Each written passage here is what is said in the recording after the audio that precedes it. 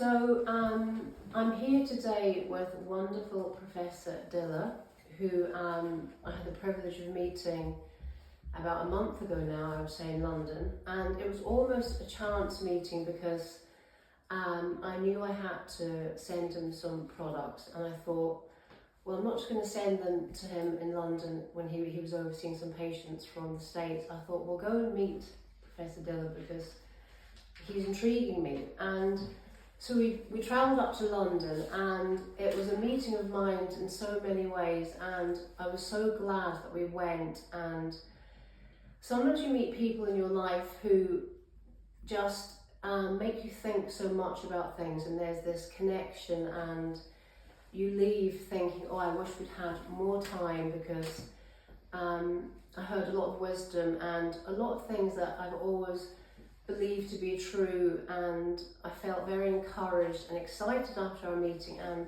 even more excited when he agreed to come and see us here at Botanica and share a lot of his wonderful knowledge with us. So thank you for coming to start with. I feel really pleased that you're here. It's really my pleasure to be here to meet you, and I'd like a saying that says, what you seek is seeking you. So maybe without knowing, I was seeking you to talk and discuss things, and very happy to be here. Thank you so much. So to start with, so that we can just build this wonderful picture, I just want you to tell us a little bit about yourself, where you grew up and where you were born. Yeah, I was born in Turkey, on the Mediterranean coast, on a mountain village, raised there, and then came down to Istanbul for medical studies. But I just traveled around the world to France, to Sweden, to US, to Denmark, many other places, because I thought, I'm raised as a conventional doctor, but I've seen that something is missing, right? So to find the missing part and to bridge the Eastern and Western medicine, so I just travel a lot, etc. And here I am, but I just add a lot of things which was forgotten for years to routine practice, not only treating patients, but also preventing diseases, which is mostly forgotten in today's medicine. We predict and prevent diseases, which should be the main course of piece, the missing piece in the conventional medicine side, because we just know treating diseases, but we don't prevent them. No. So yeah, I'm doing a lot of things. As I said, raised as a conventional doctor, but I did homeopathy, integrative oncology, and many other things. Because you have to treat patients at different levels, because otherwise you're just masking the symptoms, and the diseases come back. We live in a really toxic environment in many ways. So not only cancer, but mostly chronic diseases just skyrocketing these days. When I started the medical college, the cancer incidence was 1/22. So it is quite soon that we're going to say that every newborn will face at least 2 cancers in lifetime, and that's really scary. It's terrifying, and like you said, what's missing today in the conventional approach is the most important part, which is preventative medicine. And actually, when we are taught how to prevent disease, we also become very empowered.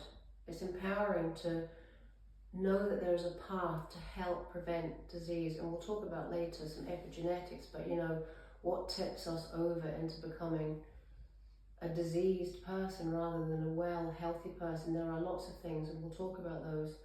But I love that you've had an orthodox training, but you realise that it's just part of healing someone, and there are so many other parts involved. because we need to be treated as a whole being, not just Absolutely. one thing that's going on in our bodies, because it's hugely important and hugely missed as well in the normal mainstream circles of treating disease. And you don't mind me asking you, but in 2013, in your own life, you came to this realization, I think, because of your own experience. Do you want to talk a little bit about that? Yeah. Well, I was really a healthy person,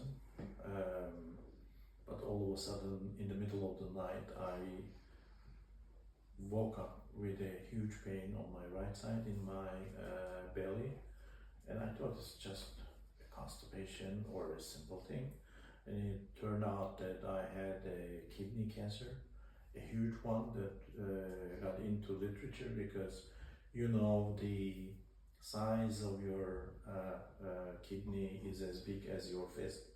Because I measured it, mine is 11.2 centimeters, and I had another 24.5 centimeters on top of my kidney. Wow. That was huge. Huge. So I was recommended with the colleagues and professors in my university to get chemo and immunotherapies and everything else. I refused because my life mission is to combine East and West and then add something from me. I said this is going to be a challenge for me. So I just accepted to get my right kidney removed, and that's it. So it's been how many years now? 11 years over. So I did some protocols that I recommend to my patients now, and I'm really happy with my choice actually. And what's amazing about this, and we talked about this before we came on, that we wanted this to be a really hopeful discussion, because people are, and I understand, are very afraid of the word cancer, and because of it's in the news all the time, there's always reports in the press, and we are living in a very fearful time anyway at the moment, and then we have on top of this these health concerns that are predicted for us all. And so this wonderful story, coming from someone like you, it's so encouraging for people who are perhaps even watching this and they've had a diagnosis, or they're very fearful of what may to come. And here we have a perfect example of someone who had quite a bad diagnosis. Absolutely. And you're alive and you look incredibly well. Thank you. And you are a living testimony as well to Absolutely. your this approach. is actually a personal story, but most of the time when I see my patients going hopeless, I just share this story with them, because in my idea there's no untreatable disease. You can always find a way to cure yourself, but the first thing is that you don't lose hope. Be always hopeful, and then believe in yourself. If you do that, we can help you. So this is also one of the criteria when we choose patients to help. If they don't believe in themselves, if they don't have hope, it is likely that we cannot help them a lot. So that's why we try to give them hope in the first place and then treat them. Or we have a lot of healthy people that come in, so we do some quantum testing, and then we find out, of course we just do the blood work and the conventional imagery and everything else, and then we combine with an AI, and then find out what they're gonna face down the road 5 to 10 years, and then prevent it, right? But people should be hopeful at all times. Whatever happens, there's always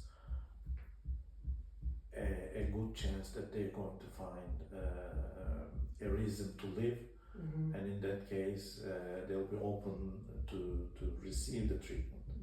Actually, it's in God's hand, right? I mean, at one point everybody's gonna die.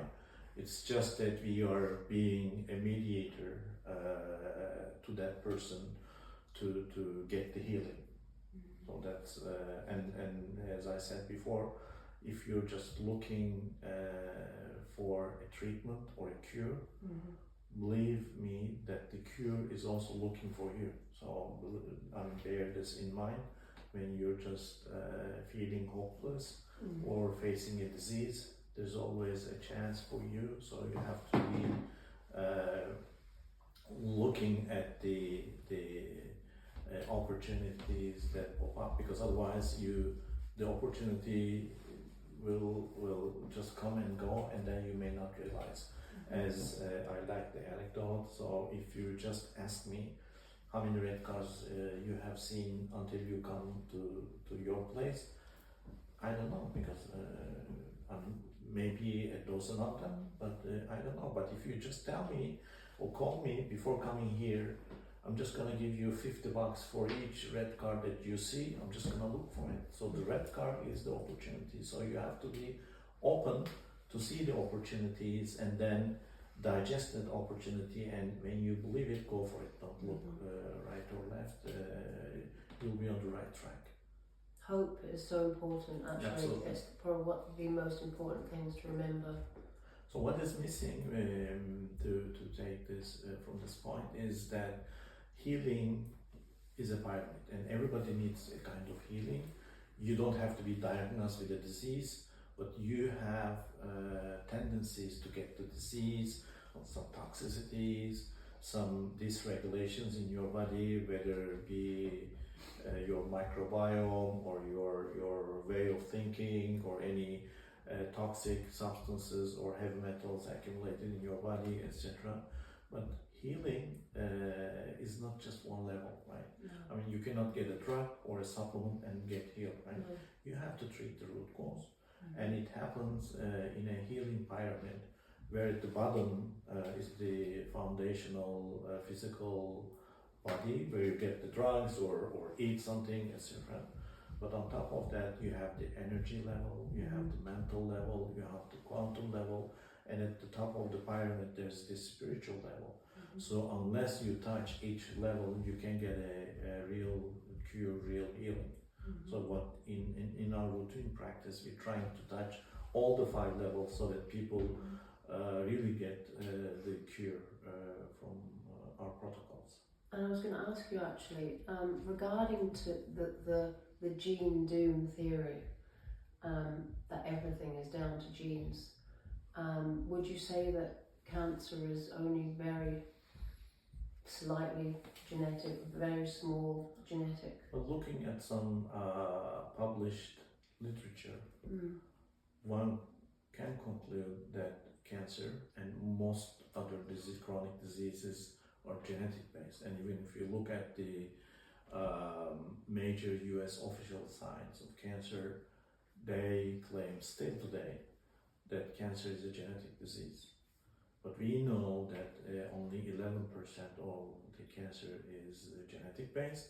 And even if you have cancer genes, you can play around with your epigenes, so to cover up the information that is written in your genes. And you can influence your genes. Yeah, so the disease is written in your genes, in your chromosome, right? Until those genes are first transcribed into RNA and then translated into proteins, you don't get sick. So you may have the written statement in your chromosome that you're going to get this disease or cancer at this time. We can detect it and then play around and then close it so that you don't get cancer. You can live healthy and die healthy with that disease statement in your chromosomes. And this is really powerful, right? So this is also part of our prediction prevention programs. People have only 11% cancer coming from their ancestors, but we can prevent this disease actually happening with the programs. And this is really powerful. And also, you know, the other nearly sort of 90%, you know, people generally think that cancer is genetic, and what that does is it disempowers someone. Yeah, because we think, disempowered. true, because you may think, looking at this official site as cancer genetic, you may think that you're a victim. of your genes, And there's nothing you which can do. is not true. Mm-hmm. So you can revert it unless you have the hope and the courage to do one of the protocols. You're not victim of your genes. Which is wonderful news for everyone. Yeah. We are not victims of our genes at all, and everything we do on a daily basis, our genes are influenced all of the time by what we think, the company we keep, the food we eat, the light we get, our sleep, our spirituality. Absolutely. And that in itself is the most beautiful thing to know, and it's a really calming thing. I mean, I think I said to you when we first met, when I years ago read the book The Biology of Belief by Bruce Lipton, that my father had said, you need to read this book. You know, I must have been going through a phase of like worrying about stuff. And you know, that experiment he did in the petri dish with the cells and how they changed according to their environment, and it really it flipped a switch in me. It was like so profound, and that was quite a long time ago, and ever since then I've had a more hopeful and positive approach to all disease, because like you said, we absolutely have the power within ourselves, with help as well from experts like you and encouragement from others, and you know, and also you think about it, God did not give us a body that lacks healing potential. Absolutely. We have healing potential, and we have an incredible, miraculous body that is always willing us to be healthy and well and not diseased. It's the other way around, but you know, because of the toxic environment we live in, we face daily challenges to keep ourselves in optimal health. So well, I mean, God has given us a lifespan of at least 110 years. That's what we believe. But we don't use our bodies correctly. So maybe it's not our fault, right? Because we live in a toxic environment. What we eat, what we drink, what we inhale is toxic. So you cannot get rid of it. You cannot change your environment. You cannot change the products produced to consume everything, including the hygiene products, right? Most of them are toxic. And we are taught that cleanliness is very important, right? So you have to clean with detergents, everything, but you're getting these toxins in your body. And why are they still on the market? Because they don't think about that this tiny amount of toxins from the detergents are accumulating in your body, and when it's up to a threshold, that makes you sick. So we believe that we are not using our lifespan. And the other thing is that we are born with a factory setting. This is very important. We just, I mean, it's the autonomic nervous system dominance, right? We have nervous system in our bodies. One side is conscious, so you think something, try to grab your cup of tea, and then you do it because you think. You send messages from your brain to your muscles, and then you do it. The other one is unconscious nervous system, which makes your respiration, digestion, heart working while you're sleeping, right? It's automatic. So that's why we call it autonomic nervous system. And it has two branches, sympathetic and parasympathetic. And there are 7 other autonomic dominance stations in between on the spectrum, and you're born in one of them. But you don't know in which autonomic dominance you're born with. No, neither your mom. So if you have a couple of siblings, your mom has fed you with the same soup, the same bread, everything else, all the same. The analogy is that your mom has been given maybe 4 or 5 cars without knowing which fuel here is the food that you're getting. And then he is just putting the same fuel in each car. Accidentally, one of the cars work because getting the right food or fuel, and the other ones either getting cancer or heart disease or any autoimmune disease, etc. And just because of this. So what we do in our daily practice is try to figure out what the autonomic nervous system dominance you're in the beginning, right, when you're a newborn, and then try to push you back to your factory settings so that your body heals itself, because God has given you the power of repair to your cells, but you have to be on the right tune of your autonomic nervous system. So that's what you're doing. Actually, you're curing, you're healing yourself. You're just tuning the right frequency of the autonomic nervous system so that your body just stands up and then be more happy. And it makes so much sense. Yeah. It makes so much sense. Do you want to talk at all about the Gonzalez protocol? Yes, this is, I used Gonzalez protocol even before I knew the details of the Gonzalez protocol with my disease. It is a revolutionary protocol with no toxicity, but very personalized. This is from Dr. Gonzalez. Yeah, Dr. Nicholas Gonzalez, who passed away in 2015. He was in the States, the US? In the States, yeah. He was a US doctor. He learned this from another dentist, actually, Dr. Donald William Kelly, who had cancer himself, pancreatic cancer, which was a very aggressive one. So he treated himself with this protocol and got the full cure himself. And the other thing that I like is that he didn't just invent it, he was just sick at home, and his mom was working at a hospital, and because his colleagues at that time told him that there's nothing to do to help him to get treated, and he's been offered only a chemo, and he said, how long will I live with the chemo? They said maybe 3-4 months, and he asked the quality of life, and they said, you're just gonna be tethered to the bed and drained down by the drug. And he said, no, I don't want this. And he sent his mom to the library of the hospital and then found a book which was maybe published 100 years ago by a Scottish embryologist called John Beard. This doctor, for me, is a miraculous man. He was not a medical doctor, he was an embryologist and investigated thousands of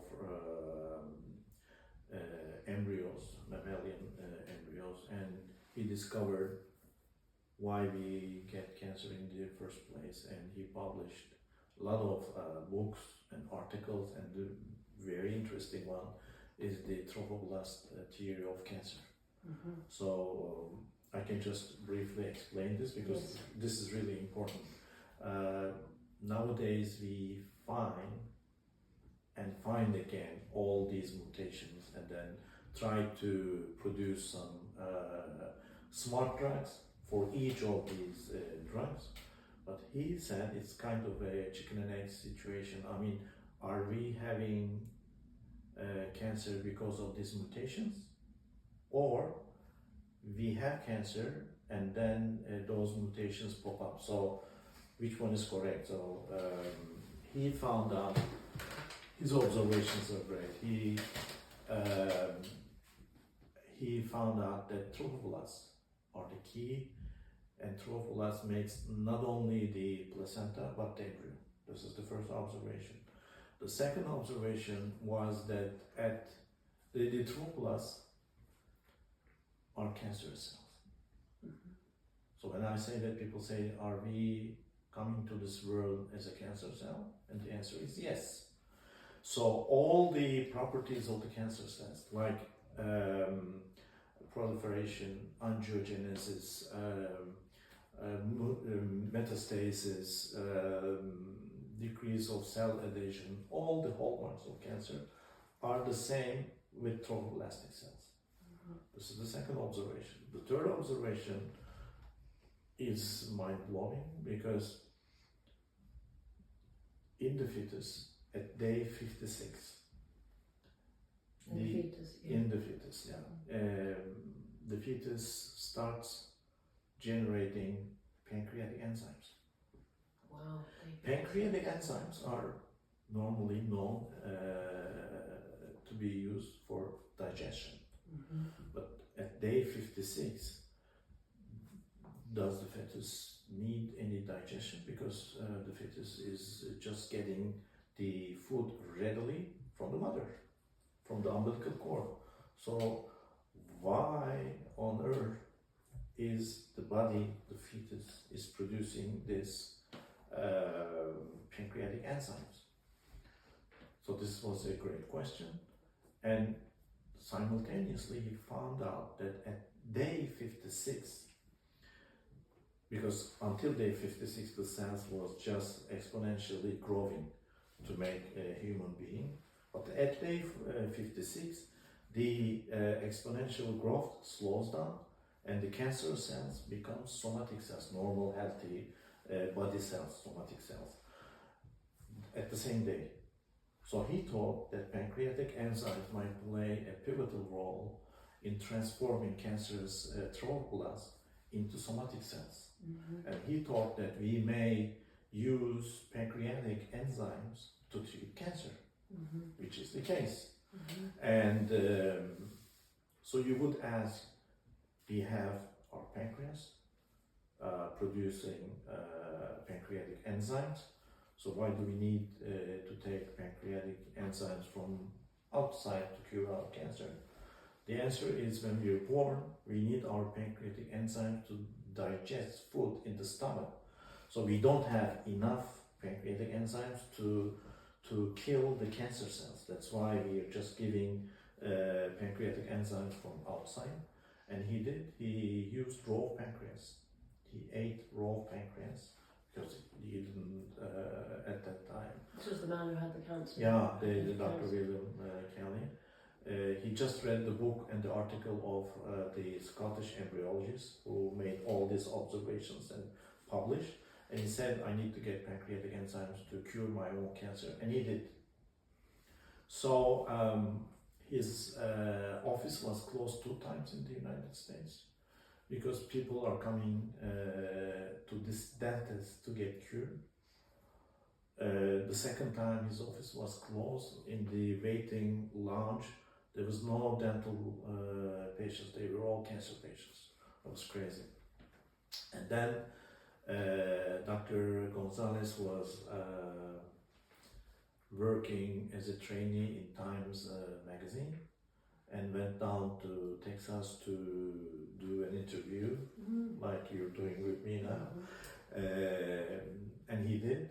But this young man, Dr. Gonzalez, Nicholas Gonzalez, was very interested in the interview, and he said, can I come back again and then interview with the patients, etc. And he did.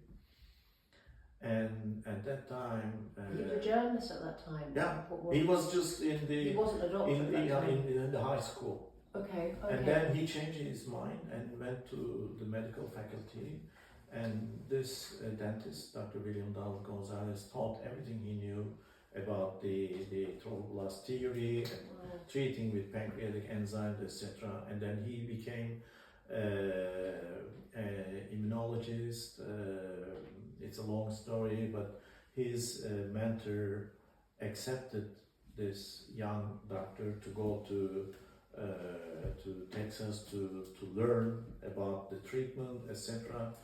And he did, and he treated thousands of cancer patients in his private clinic in New York City until his passing away in 2015. I just couldn't have chance to meet this maverick doctor in person because in 2015 I was just dealing with my own cancer, and I reached out to his wife, Maribeth Gonzalez. She's also a maverick person. She established a foundation, the Nicholas Gonzalez Foundation, and we are now a couple of doctors working under the umbrella of the Nicholas Gonzalez Foundation, and trying to offer help for those with the unmet needs with cancer, but not only in cancer, with chronic diseases. And we started prediction, prevention, so that people don't get cancer if we see that they have either cancer genes or predisposition to cancer because they are not living according to their factory setting. And we really having great results. It's amazing. And I mean, whenever I feel tired, because I'm just seeing patients in New York, in Istanbul, and in London, whenever I'm tired, when one of the cancer survivors who got treated with our treatment, they just, blow my tiredness, and I feel regenerated and feel happy to hear them. They also, they just get back to life, and the reason for this is they didn't get their hope lost somewhere. They just grab life. All of them now have a mission in life, which I can talk. This is very important. This is a Japanese word, ikigai. So you have to have a life mission. You don't talk about and think about yourself. Because there is nobody on earth without having any problem, right? We always, every day, face a problem. Instead of just thinking about our problems, do what you can do about your problem, but do not overthink. No. And try to deal with others' problems, which is a good way on the way of healing. To help others, you mean? Yeah. Try to find your life mission and go for it. And God will give you the strength so that you can get cured in a way. Last time we met in London, we talked about the blue zones. Yeah. And we have a shared belief of one of the ways that people in those zones in the world, whether that be in Japan or the Greek island, in Korea, or I think Cubans, the Seventh-day Adventists, and Sardinia. And we were talking about how, obviously in each of these countries the diet is very, very different, and it cannot just be the diet.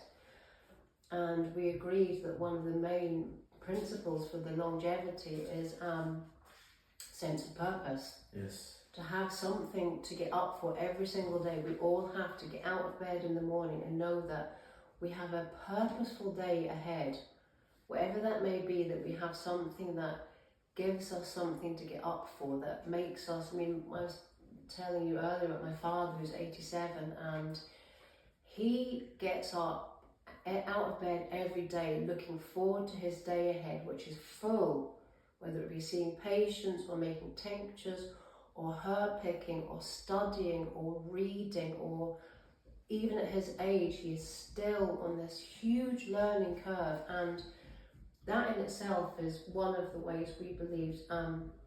You also talked about the fact that you felt walking on an incline was very important, and you said the body releases enzymes, I think you said, when we walk uphill.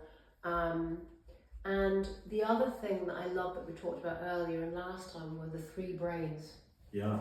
Do you want to talk about, because my father and me have had similar discussions, but it's lovely to hear that you know that is very, very true, that there are 3 brains, and you can explain that. So it's a long explanation, but I'm just going to make a brief. We have 3 brains in our body. The first one that everybody knows is the head brain. Nowadays, everyone is learning about the gut brain, the microbes in our gut, mainly 80%, but we all have microbes in the hands, in our mouth, everywhere, in our eyes, etc. And 95% of these microbes are living with us, but helping us to be healthy. But there's also another brain which is very important, and that's the heart brain. So heart knows everything that our senses cannot, because with our senses we only see the tangible, touchable things, and most of the time our brains, the head brains, dominates the other ones. But the head brain needs a proof, right, from your senses. So as I gave this example before, if you just gave me a very hot cup of coffee, if I don't believe you from my heart, I tend to touch the cup or try to see whether it's hot or there's a vapor or anything else, etc. But when I believe you with my heart, I don't need all this. And it happens to everybody. Every now and then our heart brain dominates, but a very short time. The more you learn how to educate your heart, the more you give the right decisions about yourself, about your family, about the choices in front of you, because it's very difficult that we choose the right choices with the head brain. And this is also very important in the healing process, or in the preventive protocols. We try our patients to increase the level of consciousness with their heart, which really helps them. But it's really difficult. I mean, in today's world, we even don't use our head brain. Coming to another subject, because we have our pineal gland, which is in the media is known as the third eye, is calcified with the toxins, with the heavy metals, especially with aluminum, etc., calcifying. So, I mean, in the elementary school, we were taught that we are different from animals because we have the cortex. But I think now this is not true, right? I mean, we can think of anything. Like you can say, okay, let's go and protest against the government for blah blah reason. I may find this very logical. I said, you're right. But if you ask me to go out and then protest, I don't do it because my pineal gland is calcified, and I cannot react. So this is what is being done to humans in this century. Humans without pineal glands, for me, are not real humans.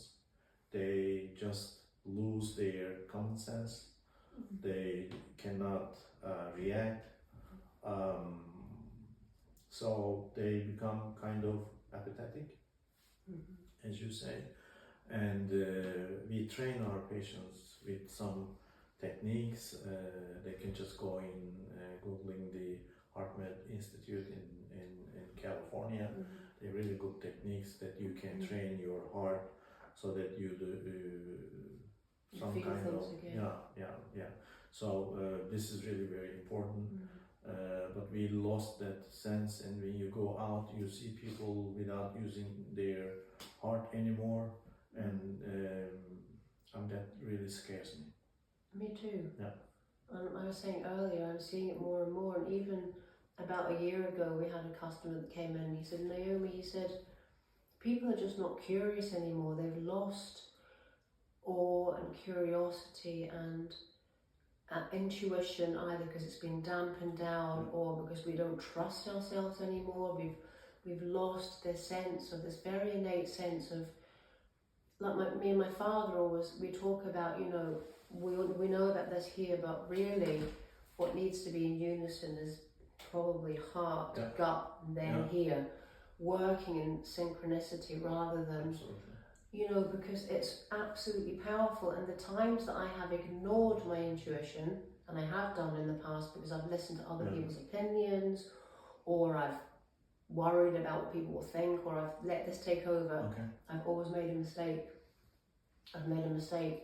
And it's taught me that actually, no, I may hear what other people have to say, but in the end, it's so vital that I listen to my heart and my gut, and then maybe I'll think about it. And you're so right about that. That is such a sad loss when people Absolutely. lose that ability. Absolutely. But one of the reasons why we lose is that we also lose the balance of our gut microbes because of what we're eating and many other things, right? So, and everybody also knows or should know that there's an axis, there's a link between your gut and brain, right? Yeah. It's bidirectional. So everybody in our one of our protocols, in quantum protocols, etc., we try to retune their gut microbes. Either we produce in-house personalized probiotics specific for that person.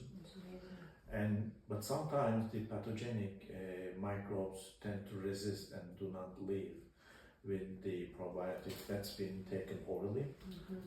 Then we either test the family members, healthy family members, and go to the option of fecal matter transplantation.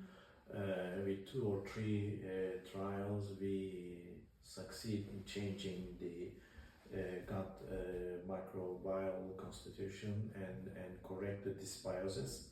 And then it helps the brain and the heart to retune because they're all collectively working. So you cannot just go to a psychiatrist and then treat your depression because you're masking your depression, right?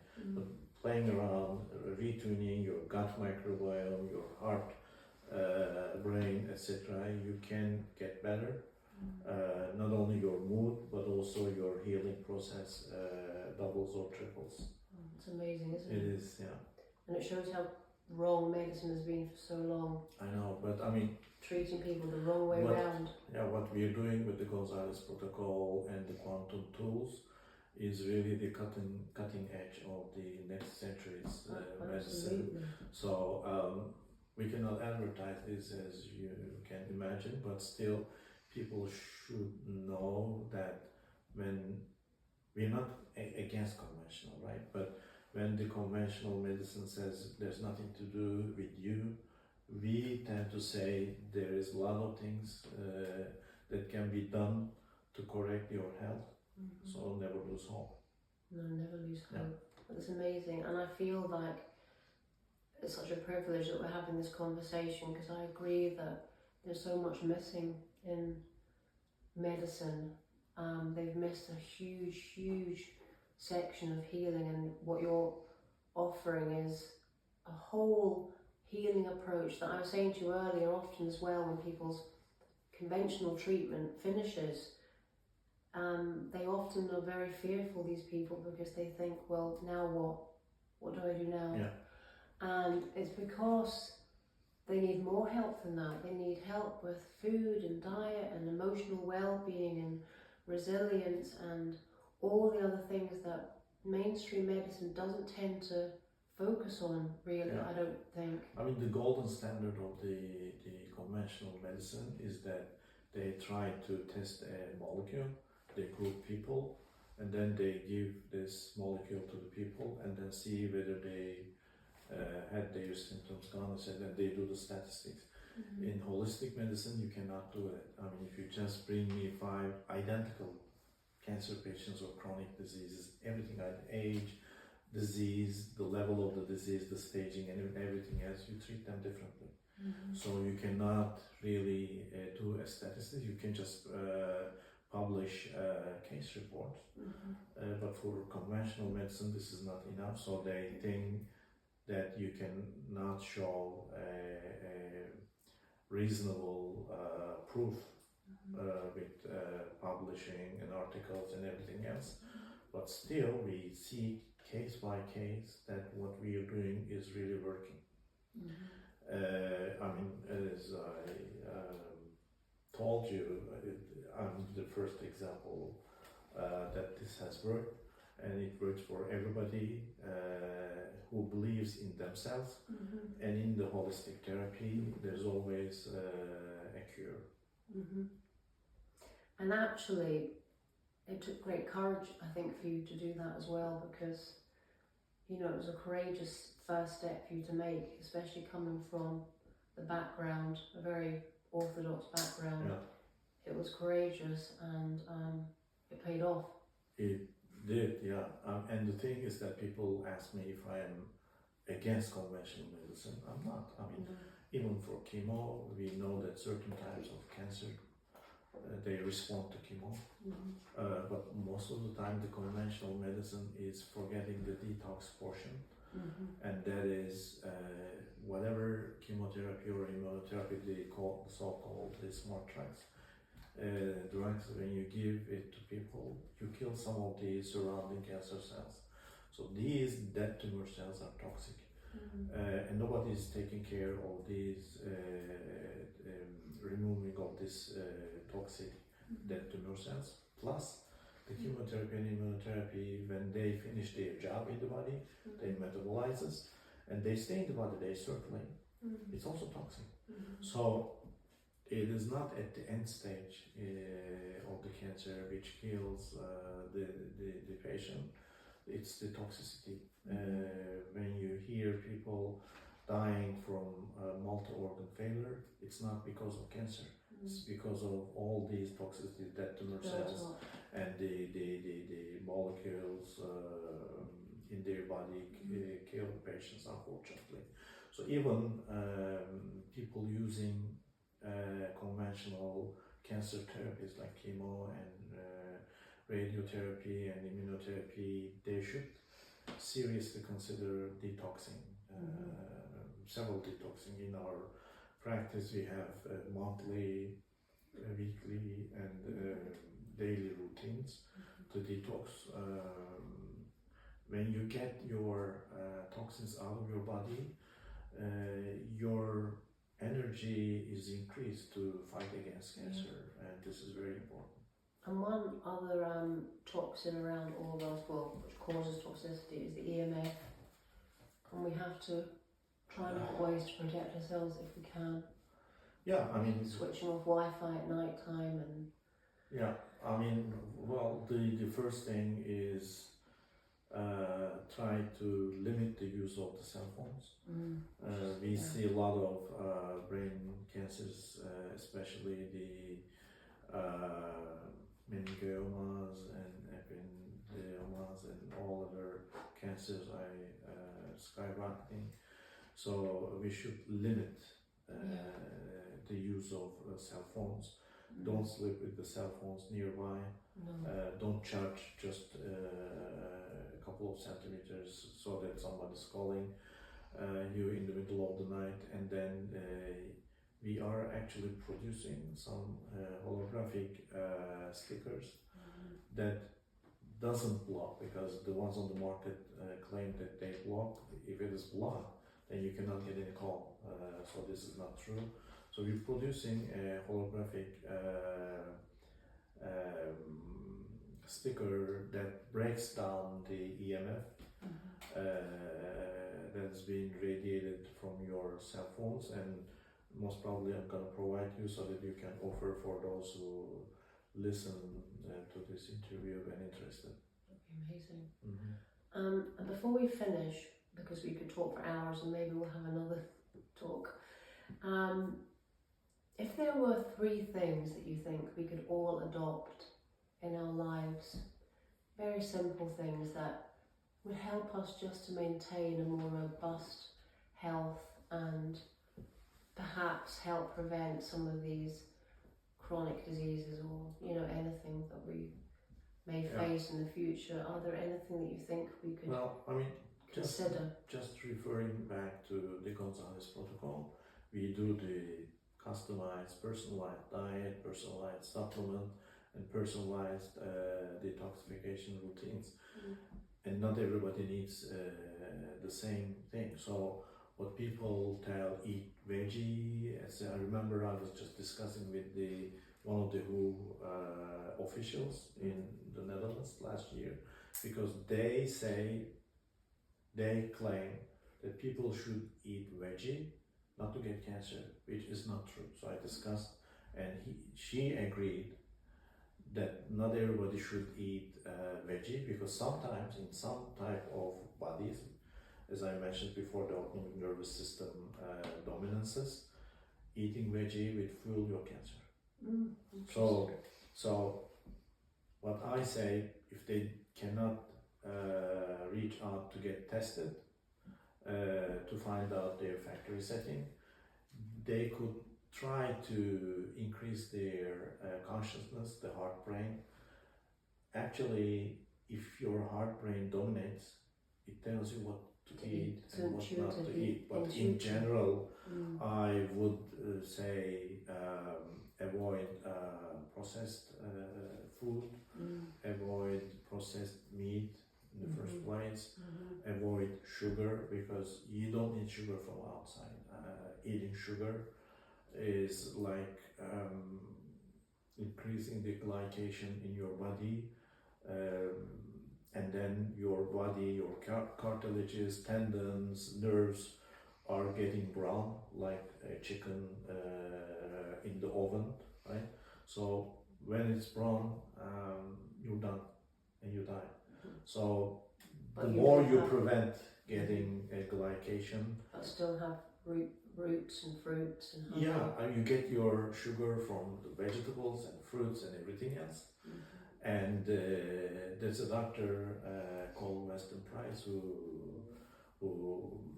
traveled all around the world and visited, I think, 13 primitive cultures who never had sugar from refined sugar I'm talking about. Just in the nature, eating fruits and veggies and don't get cancer. So yeah, watch out what you're eating. Just decrease your stress as much as you can. Yeah, I mean, eat balance and listen to your heart. And in case, and don't lose hope. So if you lose hope, you're not just losing your health, you're losing everything. Be positive, and then give your positivity, share your positivity with your loved ones. And even if you get sick, even if they tell you what you have is untreatable, that is not true. I mean, every untreatable disease has a way to healing. Absolutely, I really believe that too. So that's been the most unbelievably wonderful talk. It's my pleasure. I mean, it's just, if we can convey our hope and positivity to everybody, that's again a prevention. I mean, most of the viewers and listeners are not sick, they're healthy, but we are all having some toxicities even in our thinking. So with positivity and hope, we can start healing ourselves from day zero. Isn't that amazing? Yeah, very much. Well, thank you so much for that. My pleasure. I'm looking forward to another one. Always. Another talk. Always.